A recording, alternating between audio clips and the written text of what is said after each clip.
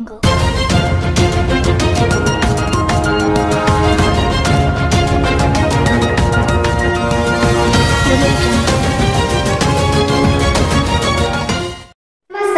सय्यद सफर शोगत. आपण पाहत आहात Tejvarta news network and entertainment channel.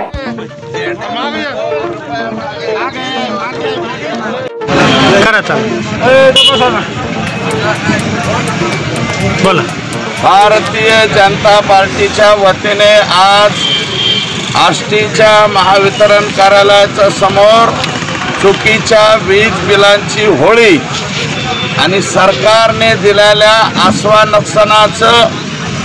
आश्वासन न पाळल्यामुळं या ठिकाणी होळी करण्याचं आंदोलन आम्ही केलेलं आहे. या सरकारमध्ये ताळमेळ राहिलेला नाही.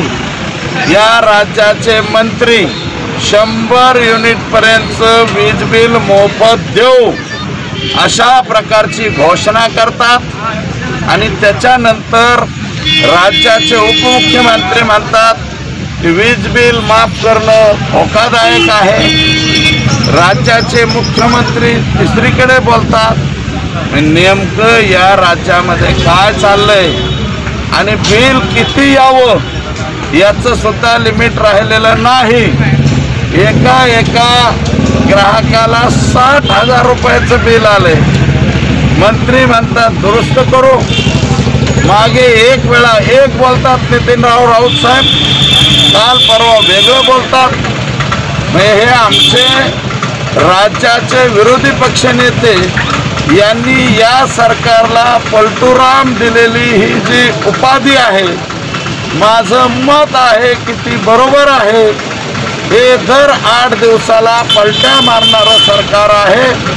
या सरकारचं नाव जी दिलेली उपाधी ही योग्य आहे आणि गोरगरीब लोकांचे 60,000 70,000 एक बल्ब, एक ट्यूब आणि शेगडी सुद्धा नाही, ज्याच्याकडं फ्रीज नाही, ज्याच्याकडं काहीच वापर नाही, अशा गोरगरिबाला जे चुकीचे बिलं या लॉकडाऊनच्या काळात या सरकारच्या माध्यमातून आलेले ते त्यांनी परत करावेत आणि स्वतःच्या भूमिकेवर ह्या सरकारने ठाम राहावं.